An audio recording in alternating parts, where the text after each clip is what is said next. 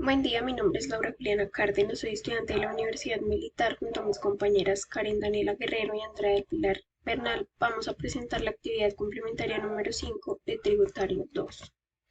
Tabla de contenido, desarrollo de la actividad, link del video, conclusiones y referencias bibliográficas. En el primer punto tenemos que hacer una infografía sobre la renta líquida gravable. Entonces tenemos que la renta líquida gravable es la renta sobre la cual se aplica la tarifa del impuesto de la renta que corresponda según el contribuyente. La estructura de la renta líquida es el total de ingresos menos los costos, menos el total de costos y gastos para que nos dé como resultado la renta líquida ordinaria del ejercicio menos compensaciones. Esto nos da el total de la renta líquida. Según el artículo 26 del Estatuto Tributario, la renta líquida gravable se determina de esta manera: de la suma de todos los ingresos ordinarios y extraordinarios realizados en el año o periodo gravable que sean susceptibles de producir un incremento neto del patrimonio en el momento de la percepción y que no hayan sido expresamente exceptuados, se restan las devoluciones, rebajas y descuentos con el cual se obtienen los ingresos netos.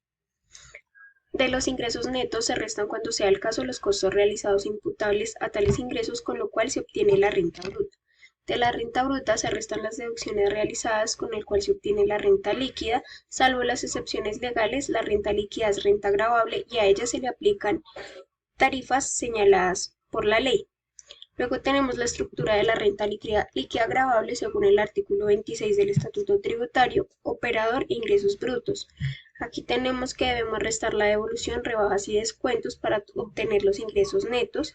A esto le vamos a restar costos y deducciones, le sumamos renta de recuperación de deducciones para que nos dé la renta líquida del ejercicio, le restamos las compensaciones para tener el total de la renta líquida, restamos la renta exenta y le sumamos las rentas gravables para que nos dé el total de la renta líquida gravable. Sistema cedular para personas naturales, que es un mecanismo que clasifica los ingresos de acuerdo a su origen para así aplicar una tarifa y tratamiento a cada persona. Se determina con una previa clasificación de sus rentas. El tipo de rentas son rentas de trabajo, que es la que tiene los salarios, comisiones, prestaciones sociales, viáticos, gastos de representación, honorarios, entre otros.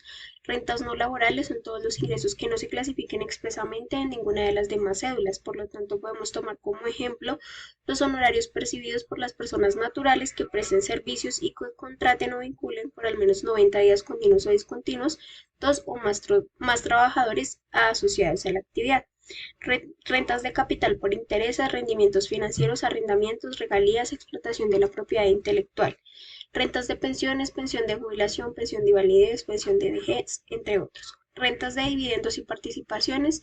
Finalmente, esta cédula está compuesta por ingresos provenientes de sociedades y entidades nacionales y extranjeras. Segundo punto, tenemos que semovientes son animales, vacas, pollos, caballos, peces que se clasifican según su uso o destinación. Esto es dependiendo de si el semoviente se adquiere para ser comercializado, entonces lo vamos a tener como inventario. Si se adquiere para producir bienes y servicios, será un activo fijo. El tratamiento contable según el Plan Único de Cuentas, tenemos en la 1445 que registra los costos y demás cargos capitalizables en que incurre el ente económico para la adquisición de animales, tanto de especies mayores como menores que están destinados para la venta, cría, levante o ceba.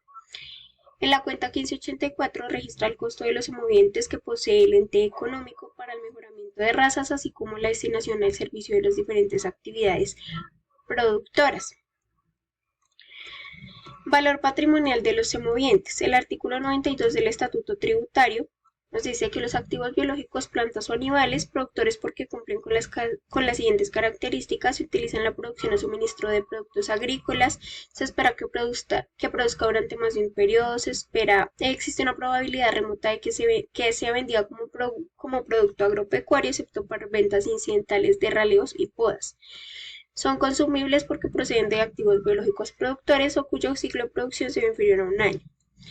Es importante saber que el costo fiscal de los activos biológicos será el que se determina conforme a las reglas ya señaladas, tanto para los contribuyentes obligados a llevar contabilidad como para los que no están, debiendo el contribuyente conservar los soportes que sirvieron para determinar su costo y su precio de venta.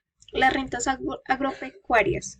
Esta es una de las rentas exentas, según el decreto 849 del 2020, en el que reglamentó el beneficio de 10 años, contemplando el artículo 235 desde el Estatuto Tributario.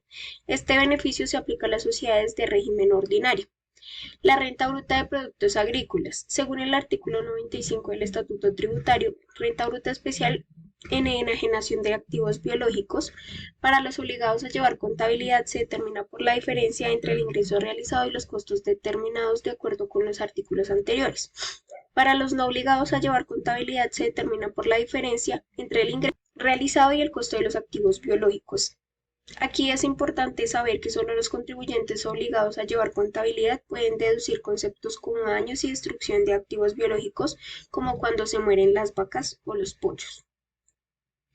Renta bruta en negocios de ganadería. Esto está estipulado en el artículo 93 del Estatuto Tributario, que es el tratamiento de los activos biológicos productores. Los activos biológicos productores serán tratados como propiedad, planta y equipo susceptibles de depreciación. El costo fiscal de los activos biológicos productores será susceptible de ser depreciado cuando para las plantas productoras y para los animales productores. La depreciación de esos activos se hará en línea recta en cuotas iguales por el término de la vida útil del activo determinada en conformidad con el estudio técnico. Todas las mediciones a valor razonable de los activos biológicos productores no tendrán efectos en la determinación del impuesto de la renta. En este punto número 3 vamos a ver que todo contribuyente que declare impuesto de renta debe determinar y calcular la renta presuntiva según las reglas contempladas por el artículo 189 y del Estatuto Tributario. Vemos que para el año 2019 es del 1.5%. Vemos que es la renta presuntiva en el impuesto de renta. La renta presuntiva es aquella renta que la ley asume que debe producir un determinado patrimonio. ¿Cómo se debe calcular la renta presuntiva? La renta presuntiva se calcula aplicando el 3.5% sobre el patrimonio que el contribuyente tenía del año 31 del día 31 de diciembre del año anterior. Vemos que las tarifas o porcentajes de la renta presuntiva al año 2019 es del 1.5%, del año 2020 es del 0.5% y del año 2021 y siguientes es del 0%. También vemos en el punto 4 cuáles son las ganancias ocasionales. Estas ganancias ocasionales hacen referencia a los ingresos, utilidades y ganancias que una persona obtiene en forma ocasional.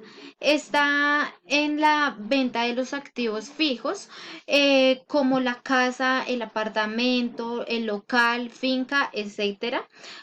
Tiene un constituyente de ganancia ocasional y se debe declarar como tal cuando